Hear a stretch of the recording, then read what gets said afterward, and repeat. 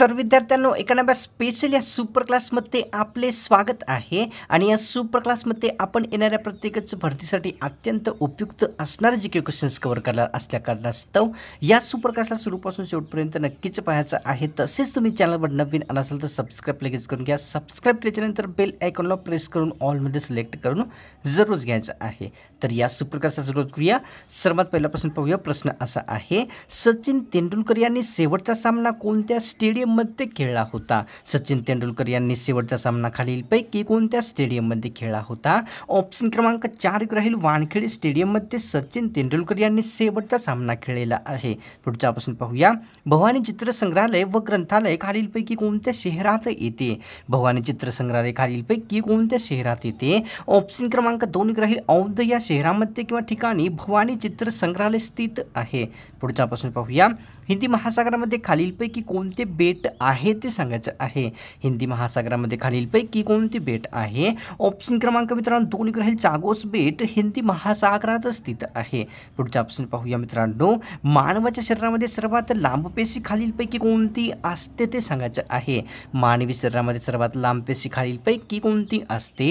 Option क्रमांक 1 राहील चेतापेशी मानवी शरीरातील सर्वात लांब पेशी असते। पुढचा प्रश्न पाहूया। भारतातील सर्वात छोटा जिल्हा माहे कोणत्या केंद्रशासित प्रदेशात येतो? भारतातील सर्वात छोटा जिल्हा माहे खालीलपैकी कोणत्या केंद्रशासित प्रदेशात आहे? ऑप्शन क्रमांक 3 राहील या ठिकाणी पुदुचेरी केंद्रशासित प्रदेशामध्ये माहे हा सर्वात छोटा जिल्हा स्थित आहे। पुढचा प्रश्न पाहूया। देशातील लोकांच्या राहणीमानावरून काय कळत असते?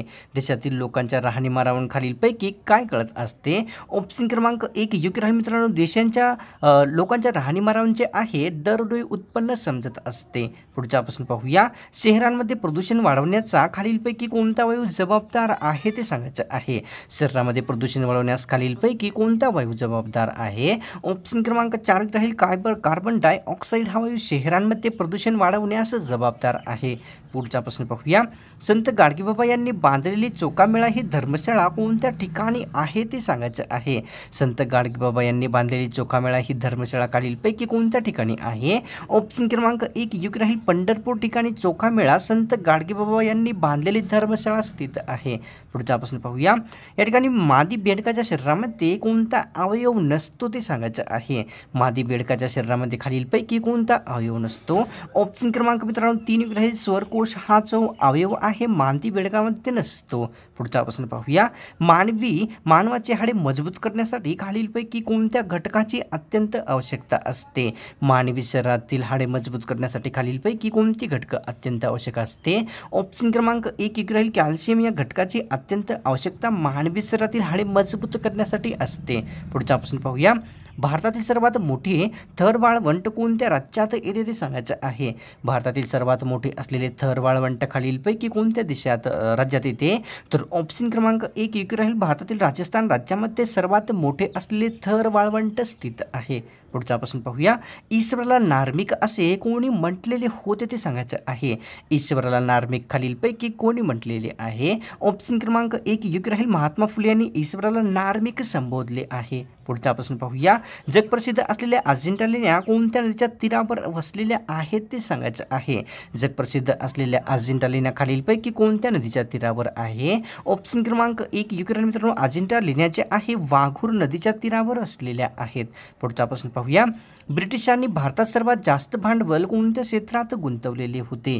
ब्रिटिशांनी भारतामध्ये सर्वात जास्त भांडवल खालीलपैकी कोणत्या क्षेत्रात गुंतवले होते? ऑप्शन क्रमांक 4 मित्रांनो बँकिंग सेवा रेल्वे परिवहन या सर्व क्षेत्रामध्ये ब्रिटिशांनी सर्वात जास्त भांडवल गुंतवलेले होते। पुढचा प्रश्न पाहूया। खालीलपैकी कोणकोणत्या व्यक्तीच्या पदासाठी किमान वयोमर्यादा 25 आहे ते सांगायचं आहे। खालीलपैकी कोणत्या पदासाठी किमान वयोमर्यादा 25 आहे? ऑप्शन क्रमांक 3 योग्य राहील मित्रांनो पंतप्रधान व मुख्यमंत्री या पदासाठी किमान वयोमर्यादा 25 असते। पुढचा प्रश्न पाहूया। या ठिकाणी सोमनाथ हे प्रसिद्ध ज्योतिर्लिंग भारतातील कोणत्या राज्यात येते ते सांगायचं आहे। सोमनाथ ज्योतिर्लिंग भारतातील कोणत्या राज्यात येते? ऑप्शन क्रमांक 3 राहील गुजरात राज्यामध्ये सोमनाथ हे ज्योतिर्लिंग स्थित आहे। पुढचा प्रश्न पाहूया. केदारनाथ ज्योतिर्लिंग स्थान भारतातील कोणत्या राज्यात येते ते सांगायचं आहे. केदारनाथ ज्योतिर्लिंग भारतातील कोणत्या राज्यात येते. ऑप्शन क्रमांक 1 राहील उत्तरांचल राज्यामध्ये केदारनाथ हे ज्योतिर्लिंग स्थित आहे. पुढचा प्रश्न पाहूया. या ठिकाणी ओंकारेश्वर ज्योतिर्लिंग स्थान भारतातील कोणत्या राज्यात आहे ते सांगायचं आहे. ओंकारेश्वर ज्योतिर्लिंग स्थान भारतातील कोणत्या राज्यात आहे. ऑप्शन क्रमांक 4 राहील मध्य प्रदेश राज्यामध्ये ओंकारेश्वर ज्योतिर्लिंग स्थान स्थित आहे. पुढचा प्रश्न पाहूया. संपूर्ण भारतामध्ये एकूण किती ज्योतिर्लिंग उपस्थित आहेत ते सांगायचं आहे. संपूर्ण भारतामध्ये एकूण किती ज्योतिर्लिंगाचा समावेश आहे. ऑप्शन क्रमांक 2 राहील एकूण 12 ज्योतिर्लिंगाचा समावेश संपूर्ण भारतात झालेला आहे. पुढचा प्रश्न पाहूया. एकता दिवस म्हणून कोणाचा जन्मदिवस साजरा केला जात असतो. एकता दिवस म्हणून खालीलपैकी कोणाचा जन्मदिवस साजरा होतो. ऑप्शन क्रमांक 2 राहील वल्लभभाई पटेल यांचा जन्मदिवस भारतामध्ये एकता दिवस म्हणून साजरा केला जातो. पाहूया पुढचा प्रश्न. पाकिस्तानची निर्मिती कोणत्या वर्षी झालेली होती ते सांगायचं आहे. पाकिस्तानची निर्मिती खालीलपैकी कोणत्या वर्षी किंवा दिवशी झालेली होती. ऑप्शन क्रमांक 4 राहील 14 ऑगस्ट 1947 या वर्षी या दिवशी पाकिस्तानची निर्मिती करण्यात आलेली होती. पुढचा प्रश्न पाहूया. एकता दिवस म्हणून कोणाचा जन्मदिवस साजरा होतो ते सांगायचं आहे. एकता दिवस म्हणून खालीलपैकी कोणाचा जन्मदिवस साजरा होत असतो. तर ऑप्शन क्रमांक मित्रांनो 2 योग्य राहील. एकता दिवस म्हणून जो आहे सरदार वल्लभभाई पटेल यांचा जन्मदिवस साजरा केला जात असतो. पुढचा प्रश्न पाहूया. खालीलपैकी कोणती एक व्यक्ती जे आहे नेहरू रिपोर्टचे सदस्य नव्हते ते सांगायचं आहे. खालीलपैकी कोणती व्यक्ती नेहरू रिपोर्टचे सदस्य नव्हती. ऑप्शन क्रमांक 3 योग्य राहील. बापूजी आने नेहरू रिपोर्टचे सदस्य नसणारी व्यक्ती आहे. पुढचा प्रश्न पाहूया. बापूजी आने यांनी खालीलपैकी कोणत्या नावाने ओळखले जात असते ते सांगायचं आहे. बापूजी आने यांना खालीलपैकी दुसऱ्या कोणत्या नावाने ओळखले जाते. ऑप्शन क्रमांक 2 योग्य राहील. लोकनायक या नावाने बापूजी आने यांना ओळखले जात असते. पाहूया पुढचा प्रश्न. पंडित नेहरू यांनी डिस्कवरी ऑफ इंडिया ग्रंथ कोणत्या तुरुंगात लिहिलेला आहे. पंडित नेहरू यांनी डिस्कवरी ऑफ इंडिया हा प्रसिद्ध ग्रंथ खालीलपैकी कोणत्या तुरुंगात लिहिला आहे. ऑप्शन क्रमांक 1 योग्य राहील. अहमदनगर तुरुंगामध्ये पंडित नेहरू यांनी डिस्कवरी ऑफ इंडिया ग्रंथ लिहिलेला आहे. पुढचा प्रश्न पाहूया. आंध्र प्रदेश राज्याच्या सहकार्याने महाराष्ट्रामध्ये कोणता प्रकल्प उभारला गेलेला आहे. आंध्र प्रदेश राज्याच्या सहाय्याने महाराष्ट्रामध्ये खालीलपैकी कोणता प्रकल्प उभारण्यात आलेला आहे. ऑप्शन क्रमांक 1 योग्य राहील. लेंडी प्रकल्प हा जो प्रकल्प आहे आंध्र प्रदेश राज्याच्या सहकार्याने महाराष्ट्रामध्ये उभारलेला गेला आहे. पुढचा प्रश्न पाहूया. त्रिधारा क्षेत्र कोणत्या व किती नद्यांचे संगम आहे. त्रिधारा क्षेत्र एकूण किती नद्यांचे संगम व कोणत्या नद्यांचे संगम आहे. तर ऑप्शन क्रमांक 4 योग्य राहील मित्रांनो. या ठिकाणी पिंगळा आणि इडा आणि सुसुमना या सर्व नद्यांचा संगम जे आहे त्रिधारा क्षेत्र बनलेले आहे. पुढचा प्रश्न पाहूया. उच्च न्यायालयातील पहिले भारतीय न्यायाधीश कोणते व्यक्ती ठरलेले होते. उच्च न्यायालयातील सर्वात पहिले भारतीय न्यायाधीश खालीलपैकी कोणते व्यक्ती आहे. ऑप्शन क्रमांक 1 योग्य राहील. शंभूनाथ पंडित यांनी उच्च न्यायालयातील सर्वात पहिले भारतीय न्यायाधीश व्यक्ती बनलेले होते. पुढचा प्रश्न पाहूया. महात्मा फुले वस्तुसंग्रहालय खालीलपैकी कोणत्या जिल्ह्यात येते. महात्मा फुले वस्तुसंग्रहालय खालीलपैकी कोणत्या जिल्ह्यात येते. ऑप्शन क्रमांक 3 राहील. पुणे जिल्ह्यामध्ये महात्मा फुले वस्तुसंग्रहालय स्थित आहे. पुढचा प्रश्न पाहूया. व्हिक्टोरिया मेमोरियल हॉल कोणत्या शहरात आहे ते सांगायचं आहे. व्हिक्टोरिया मेमोरियल हॉल खालीलपैकी कोणत्या शहरात आहे. ऑप्शन क्रमांक 1 राहील. कोलकाता शहरामध्ये व्हिक्टोरिया मेमोरियल हॉल स्थित आहे. पुढचा प्रश्न पाहूया. लोकपालाची नियुक्ती करण्याचा अधिकार भारतामध्ये कोणाला आहे ते सांगायचं आहे. लोकपालाची नियुक्ती करण्याचा अधिकार खालीलपैकी कोणाकडे असतो. ऑप्शन क्रमांक 4 राहील. राष्ट्रपती यांच्याकडे लोकपालाची नियुक्ती करण्याचा अधिकार दिलेला आहे. पुढचा प्रश्न पाहूया. भारतीय राज्यघटनेच्या कोणत्या भागामध्ये मार्गदर्शक तत्त्वे नमूद करण्यात आलेली आहेत. भारतीय राज्यघटनेच्या खालीलपैकी कोणत्या भागात मार्गदर्शक तत्त्वे नमूद करण्यात आलेली आहे. ऑप्शन क्रमांक 2 राहील. भाग 4 मध्ये राज्यघटनेच्या मार्गदर्शक तत्त्वे नमूद केलेली आहेत. पुढचा प्रश्न पाहूया. पवन ऊर्जा निर्मितीसाठी वाऱ्यांचा वेग प्रतिसेकंद किती असावा लागत असतो. पवन ऊर्जा निर्मितीसाठी वाऱ्याचा प्रतिसेकंद वेग एकूण किती असावा लागत असतो. ऑप्शन क्रमांक 2 मित्रांनो. प्रतिसेकंद 4 मीटर एवढा वेग जो आहे वाऱ्याचा पवन ऊर्जा निर्मितीसाठी असावा लागत असतो. भारतातील सर्वात लांब धरण कोणते आहे ते सांगायचं आहे. भारतातील सर्वात लांब धरण खालीलपैकी कोणते आहे? ऑप्शन क्रमांक 3 राहिले हिराकूड धरण. हे जे धरण आहे भारतातील सर्वात लांब धरण आहे. पुढच्यापासून पाहूया मित्रांनो. या ठिकाणी मानवाच्या त्वचेचा रंग खालीलपैकी कोणत्या द्रव्यामुळे निर्धारित होत असतो? मानवाच्या त्वचेचा रंग खालीलपैकी कोणत्या द्रव्यामुळे निर्धारित होतो? ऑप्शन क्रमांक 1 राहील मेलेलिन नावाच्या द्रव्यामुळे मानवाच्या त्वचेचा रंग निर्धारित होत असतो. पुढच्यापासून पाहूया मित्रांनो. या ठिकाणी बायोगॅस खालीलपैकी कोणत्या दोन वायूचा प्रमुख मिश्रण असते ते सांगायचं आहे. बायोगॅस खालीलपैकी कोणत्या दोन प्रमुख वायूचे मिश्रण असते? ऑप्शन क्रमांक 3 आणि 3 म्हणजेच मित्रांनो कार्बन डायऑक्साईड तसेच मिथेन या दोन्ही वायूचे मिश्रण बायोगॅस असते. तर पाहूया पुढचा प्रश्न मित्रांनो आपल्यासमोर काय आहे या ठिकाणी. तर बाल्यग्रंथी ग्रंथीला दुसऱ्या कोणत्या नावाने ओळखले जात असते? बाल्यग्रंथी या ग्रंथीला खालीलपैकी दुसऱ्या कोणत्या नावाने ओळखले जाते? ऑप्शन क्रमांक 1 राहील थायमस ग्रंथी. या दुसऱ्या नावाने जे आहे बाल्यग्रंथीस ओळखले जाते. पुढचा प्रश्न पाहूया. राजगुरू यांना खालीलपैकी कोणत्या कारागृहामध्ये फाशी देण्यात आलेली होती? राजगुरू यांना खालीलपैकी कोणत्या कारागृहात फाशी देण्यात आलेली होती? ऑप्शन क्रमांक 2 राहील लाहोर येथील कारागृहामध्ये क्रांतिकारी राजगुरू यांना फाशी देण्यात आलेली होती. पुढच्यापासून पाहूया. भारतातील सर्वात लांब बोगदा खालीलपैकी कोणता आहे ते सांगायचं आहे. भारतातील सर्वात लांब बोगदा खालीलपैकी कोणता आहे? ऑप्शन क्रमांक 3 राहील मित्रांनो अटल रोड बोगदा. हा बोगदा भारतातील सर्वात लांब आहे. पुढच्यापासून पाहूया. भारताची सर्वात उंच मूर्ती खालीलपैकी कोणती आहे ते सांगायचं आहे.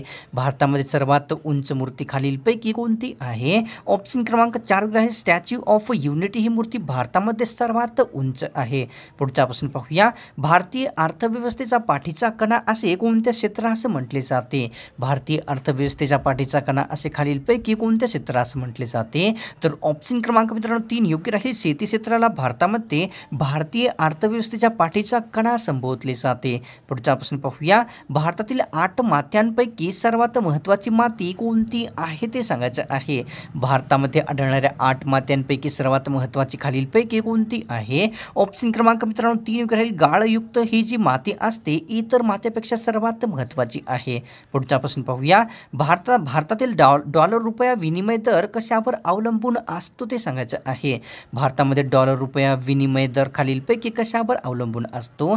तर ऑप्शन क्रमांक मित्रांनो 1 योग्य राहील मागणी पुरवठा शिल्लक या सर्वावर जे आहे डॉलर रुपया विनिमय दर अवलंबून ठेवत असतो. पुढच्यापासून पाहूया.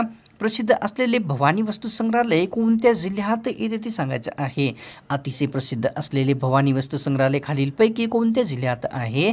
तर ऑप्शन क्रमांक मित्रांनो 3 राहील सातारा जिल्ह्यामध्ये प्रसिद्ध असलेले भवानी वस्तू संग्रहालय स्थित आहे. पुढच्यापासून पाहूया. माझगाव डॉक खालीलपैकी कशाचे एक अतिशय प्रसिद्ध केंद्र आहे? माझगाव डॉक खालीलपैकी कशाचे प्रसिद्ध केंद्र आहे? ऑप्शन क्रमांक 2 योग्य राहील जहाज बांधणीचे माझगाव डॉक हे अतिशय प्रसिद्ध केंद्र आहे. पाहूया पुढचा प्रश्न मित्रांनो. भारतातील कोणत्या पर्वतास निळा पर्वत संबोधले जात असते? भारतातील कोणत्या पर्वतास निळा पर्वत म्हटले जाते? ऑप्शन क्रमांक मित्रांनो 3 राहील निलगिरी पर्वतास भारतामध्ये निळा पर्वत म्हटले जाते. पुढचा प्रश्न पाहूया. बिनाकोईच्या आंब्यांना कोणत्या नावाने ओळखले जात असते?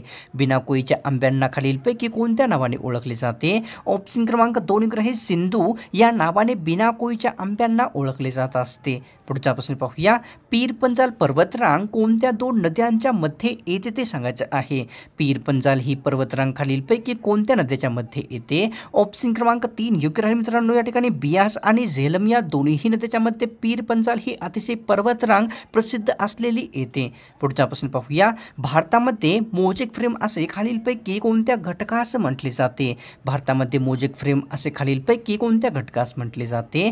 तर ऑप्शन क्रमांक मित्रांनो आपल्यासमोर या ठिकाणी 1 योग्य राहील धर्मनिरपेक्षतेला जे आहे भारतामध्ये मोजेक फ्रेम संबोधले जाते. दांडी यात्रेमध्ये महाराष्ट्रातील एकूण किती व्यक्तींचा समावेश होता ते सांगायचं आहे मित्रांनो. दांडी यात्रेमध्ये महाराष्ट्रातील एकूण किती व्यक्तींचा समावेश होता? ऑप्शन क्रमांक 1 योग्य राहील 23 व्यक्तींचा समावेश दांडी यात्रेमध्ये महाराष्ट्रातून झालेला होता. पुढचा प्रश्न पाहूया. इस्रो ही भारताची प्रसिद्ध संस्था कोणत्या क्षेत्रात कार्य करते ते सांगायचं आहे. इस्रो ही भारताची प्रसिद्ध संस्था खालीलपैकी कोणत्या क्षेत्रात कार्य करते? तर ऑप्शन क्रमांक 1 योग्य राहील अंतरिक्ष क्षेत्रामध्ये इस्रो ही भारताची प्रसिद्ध संस्था काम करत असते. पुढचा प्रश्न पाहूया. ताग उत्पादनामध्ये भारत कितव्या क्रमांकाचा देश आहे? ताग उत्पादनामध्ये भारताचा जगामध्ये खालीलपैकी कोणता क्रमांक लागला आहे? ऑप्शन क्रमांक 2 योग्य आहे मित्रांनो. दुसऱ्या क्रमांकावर भारत जो देश आहे ताग उत्पादनामध्ये येतो. पुढचा प्रश्न पाहूया. बहिणाबाई चौधरी यांनी कोणत्या भाषेत काव्य रचना केलेल्या होत्या ते सांगायचं आहे. बहिणाबाई चौधरी यांनी खालीलपैकी कोणत्या भाषेत काव्य रचना केल्या होत्या? ऑप्शन क्रमांक 4 योग्य राहील. अहिराणी भाषेमध्ये बहिणाबाई चौधरी यांनी काव्य रचना केलेल्या होत्या. तर विद्यार्थ्यांनो आजची ही स्पेशल सुपर क्लास मला तर वाटते की आपल्याला नक्कीच आवडलेली आहे आणि त्या घटना सोडवण्याच्या पूर्वी एक लाईक एक कॉमेंट नक्कीच करायचं आहे. तसेच चॅनलवर नवीन असं सबस्क्राईब केल्याशिवाय कुठेच नाही जायचं आहे. तर मिळतो कोणाला स्पेशल आणि फ्रेश सुपर क्लासमध्ये.